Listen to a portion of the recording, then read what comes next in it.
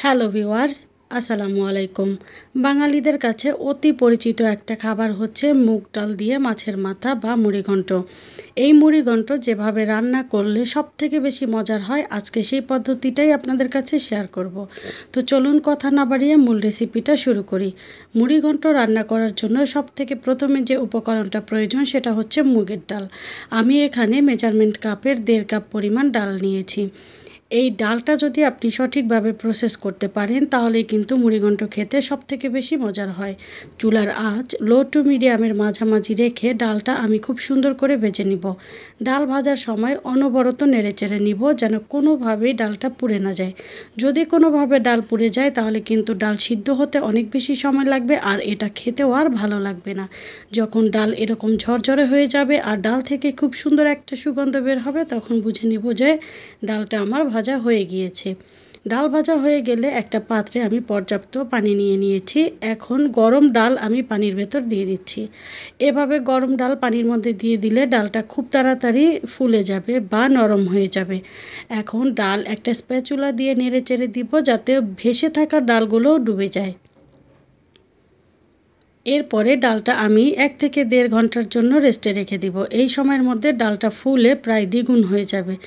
তো ভিউয়ার্স দেখেন এখানে 1.5 ঘন্টা পরে ডাল ফুলে তো দ্বিগুণ হয়েছেই, সাথে ডালটা অনেকটাই নরম হয়ে গিয়েছে।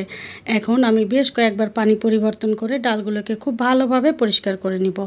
আর আজকের মুড়িঘণ্টর জন্য আমি এখানে 4 কেজি ওজনের একটা ব্রিগেড মাছের মাথা নিয়েছি। এখানে মাথার ওজন করতে গেলে প্রায় 1 কেজি পরিমাণ মাছ আছে।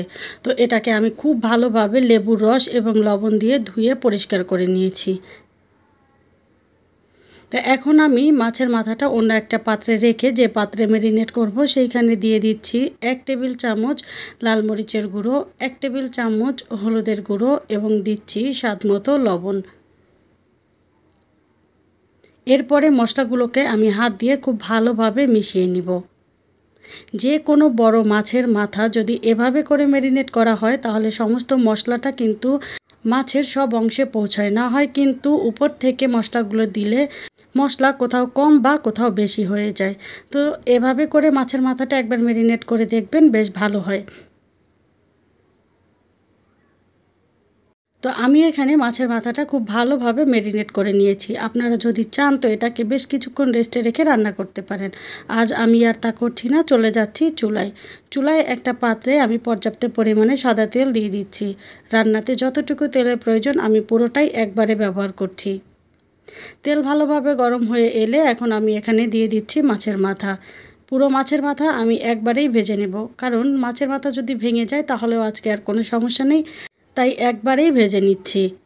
এই মুহূর্তে চুলার আঁচটাকে মিডিয়াম আঁচে রাখবো। যেহেতু মাছের মাথাটা একটু বড় সাইজের তাই ভেজে নিতে কিছুটা সময় লাগবে। একদম লাল লাল করে মাছের মাথা এপাশ ওপাশ উল্টে ভেজে নিতে আমার 7 থেকে 8 মিনিটের মতো সময় লেগেছে।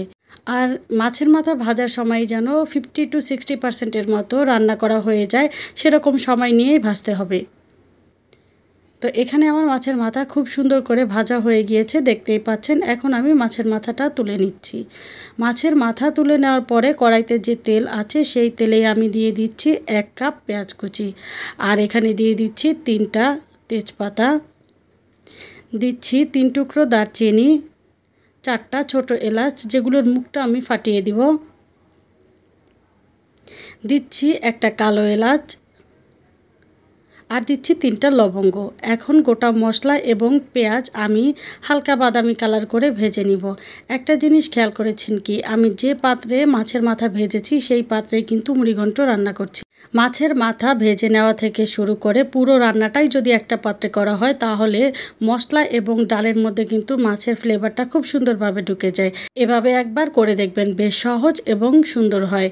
তো পেঁয়াজ খুব ভালোভাবে ভাজা হয়ে গেলে আমি অল্প পরিমাণে পানি দিয়ে দিয়েছি, এতে করে পরবর্তীতে যে গুঁড়া মশলা ব্যবহার করব সেগুলো পুড়ে যাবে না। প্রথমেই দিয়ে দিয়েছি স্বাদমতো লবণ, 1 টেবিল চামচ লাল মরিচের গুঁড়ো, 1 টেবিল চামচ হলুদের গুঁড়ো, 1 টেবিল চামচের অল্প কম ধনিয়ার গুঁড়ো এবং 1 টেবিল চামচ জিরার গুঁড়ো, আর এখানে দিচ্ছি 1 চা চামচ গরম মশলার গুঁড়ো, 1 চা চামচ কালো গোলমরিচের গুঁড়ো, চাইলে এখানে সাদা গোলমরিচের গুঁড়ো ব্যবহার করতে পারবেন।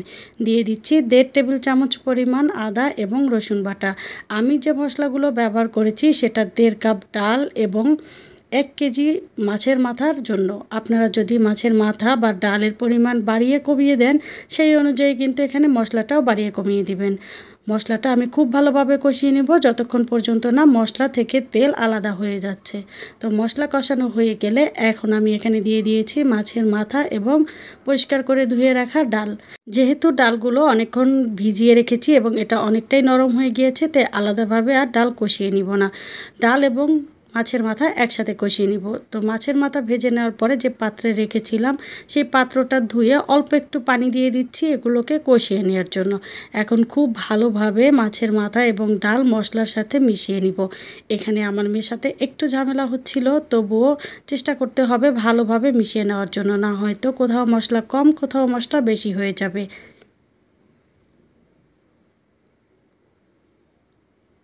তো আমি এখানে খুব ভালোভাবে মশলাটা ডাল এবং মাছের সাথে মিশিয়ে নিয়েছি। এখন ঢেকে কষিয়ে নিব 5 থেকে 6 মিনিট।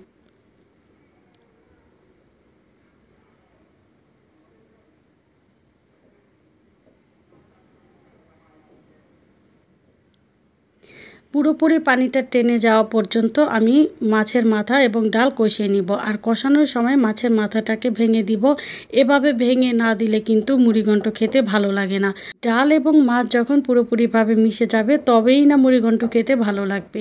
এই প্রসেসটাই কিন্তু অনেকেই ফলো করে না। আস্ত আস্ত মাছের মাথা থাকলে কিন্তু কোনোভাবেই মুড়িঘণ্ট খেতে ভালো লাগে না। তো এখানে আমার ডাল এবং মাছের মাথা খুব ভালোভাবে কষানো হয়ে গিয়েছে। এখন আমি দিয়ে দিচ্ছি ফুটন্ত গরম পানি। পানির পরিমাণটা আমি ঠিক উল্লেখ করছি না, এখানে আমি আমার আন্দাজ মতো ব্যবহার করেছি, আপনারা আপনাদের আন্দাজ অনুযায়ী ব্যবহার করবেন। যদি ডাল সিদ্ধ না হয় সেক্ষেত্রে একদম শেষের দিকে আরও অল্প পরিমাণে গরম পানি অ্যাড করে দিবেন।